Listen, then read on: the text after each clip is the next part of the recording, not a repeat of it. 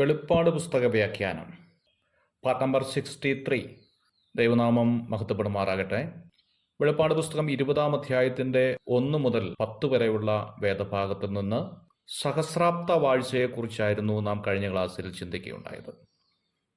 11 മുതൽ ക്രിസ്തുവിൻ്റെ ന്യായാസനത്തിൽ സംഭവിക്കുന്ന കാര്യങ്ങൾ രേഖപ്പെടുത്തിയിരിക്കുന്ന ഭാഗമാണ്. ഇന്ന് നാം ചിന്താവിഷയമാക്കുന്നത് 11 മുതലുള്ള ക്രിസ്തുവിൻ്റെ ന്യായാസനത്തിൽ സംഭവിക്കുന്ന കാര്യങ്ങളെക്കുറിച്ച് ചിന്തിക്കാൻ ആഗ്രഹിക്കുന്നു.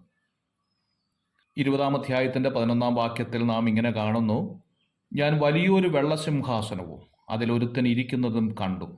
അവൻ്റെ സന്നിധിയിൽ നിന്നും ഭൂമിയും ആകാശവും ഓടിപ്പോയി, അവയെ പിന്നെ കണ്ടില്ല. മരിച്ചവർ ആബാലവൃത്തം സിംഹാസനത്തിൻ്റെ മുമ്പിൽ നിൽക്കുന്നത് ഞാൻ കണ്ടു. ലോകത്തിലെ കോടതികളിൽ ന്യായാധിപന്മാർ ഇരിക്കുന്ന സ്ഥലത്തിന് ബെഞ്ച് എന്നാണ് പറയുക. എന്നാൽ ഇവിടെ ത്രോണോസ് എന്ന പദം ഉപയോഗിച്ചിരിക്കുന്നതായി കാണുന്നു. ഇത് രാജാധികാരത്തെയാണ് ഈ വാക്ക് കാണിക്കുന്നത്. ലോകത്തെ ഏത് കോടതിയെയും അസ്ഥിരപ്പെടുത്തുവാൻ രാജാവിനോ പ്രസിഡന്റിനോ അധികാരമുണ്ട് എന്ന കാര്യം നമുക്കറിയാം.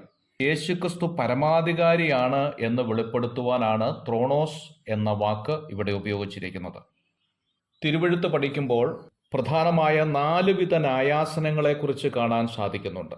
ക്രിസ്തുവിൻ്റെ ന്യായാസനത്തെക്കുറിച്ച് 2 കൊരിന്ത്യർ 5-ാം അധ്യായത്തിൻ്റെ 10-ാം വാക്യത്തിൽ രേഖപ്പെടുത്തിയിട്ടുണ്ട്. മത്തായിയുടെ സുവിശേഷം 25-ാം അധ്യായത്തിൻ്റെ 31-ാം വാക്യത്തിൽ തേജസ്സിൻ്റെ സിംഹാസനത്തെക്കുറിച്ച് രേഖപ്പെടുത്തിയിട്ടുണ്ട്. വെളിപ്പാട് പുസ്തകം 20-ാം അധ്യായത്തിൻ്റെ 11-ാമത്തെ വാക്യത്തിൽ വെള്ള സിംഹാസനത്തെക്കുറിച്ച് കാണുന്നുണ്ട്.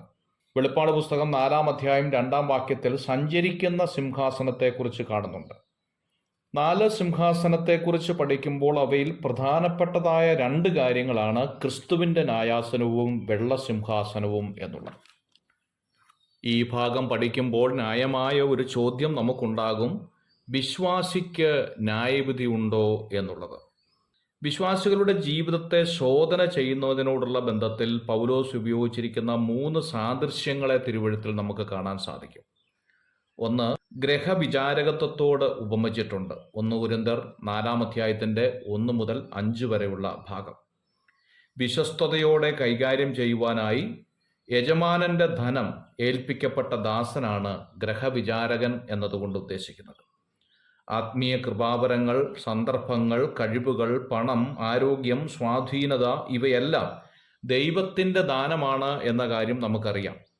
ഇവയെല്ലാം വേണ്ട വിധത്തിൽ കൈകാര്യം ചെയ്തില്ല എങ്കിൽ ദൈവസന്നിധിയിൽ നാം ഒരിക്കൽ കണക്ക് കൊടുക്കേണ്ടി വരും എന്നതാണ് ഈ കാര്യം ഓർമ്മപ്പെടുത്തുന്നത്. രണ്ടാമത്, ബിരുദു പ്രാപിക്കാനായി ഓടുന്ന പന്തയ ഓട്ടത്തോടാണ് ഉപമിച്ചിരിക്കുന്നത്. 1 കൊരിന്ത്യർ 9-ാം അധ്യായത്തിൻ്റെ 24 മുതൽ 27 വരെയുള്ള ഭാഗം. ഫിലിപ്പിയർക്ക് എഴുതിയ ലേഖനം 3-ാം അധ്യായത്തിൻ്റെ 14-ാം വാക്യത്തിൽ, ഒന്ന് ഞാൻ ചെയ്യുന്നു, പിമ്പിലുള്ളത് മറന്നും മുമ്പിലുള്ളതിനായി ആഞ്ഞും കൊണ്ട് ക്രിസ്തുയേശുവിൻ ദൈവത്തിൻ്റെ പരമവിളിയുടെ ബിരുദനായി ലാക്കിലേക്ക് ഓടുന്നു എന്ന്. സ്ഥിരതയോടെ ഓടണം എന്നാണ് ഓട്ടത്തോടുള്ള ബന്ധത്തിൽ തിരുവെഴുത്ത് പഠിപ്പിക്കുന്നത്. മാത്രമല്ല, ചട്ടപ്രകാരം ഓടണമെന്ന് 2 തിമോഥെയോസ് 2-ാം അധ്യായം 5-ാം വാക്യത്തിൽ കാണുന്നുണ്ട്. ബിരുദു പ്രാപിക്കാൻ തക്കവണ്ണം ഓടണമെന്ന് 1 കൊരിന്ത്യർ 9-ാം അധ്യായത്തിൻ്റെ 24-ാം വാക്യത്തിൽ കാണുന്നുണ്ട്.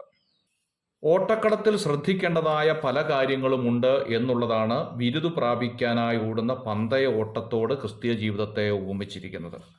മൂന്നാമത്, ഒരു കെട്ടിടം പണിയോട് തുല്യപ്പെടുത്തിയിട്ടുണ്ട്. 1 കൊരിന്ത്യർ 3-ാം അധ്യായത്തിൻ്റെ 11 മുതൽ 15 വരെ. വചനപ്രകാരം നമ്മുടെ ക്രിസ്തീയ ജീവിതത്തെ പണിയണം എന്നുള്ളതാണ് ഇതിൻ്റെ അർത്ഥം. 1 കൊരിന്ത്യർ 10-ാം അധ്യായത്തിൻ്റെ 31-ാമത്തെ വാക്യം. കൊലോസ്യ ലേഖനം 3-ാം അധ്യായത്തിൻ്റെ 17-ാം വാക്യം വായിക്കുമ്പോൾ ദൈവനാമ മഹത്വത്തിനായി നമ്മുടെ ക്രിസ്തീയ ജീവിതം പണിയണം എന്ന് കാണുന്നു. ക്രിസ്തുവിൻ്റെ ന്യായാസനത്തിൻ്റെ മുമ്പാകെ ഒരു വിശ്വാസിക്ക് ന്യായവിധി ഉണ്ടോ എന്ന ന്യായമായ ചോദ്യം ഒരുപക്ഷെ ഉണ്ടാകാൻ സാധ്യതയുണ്ട്.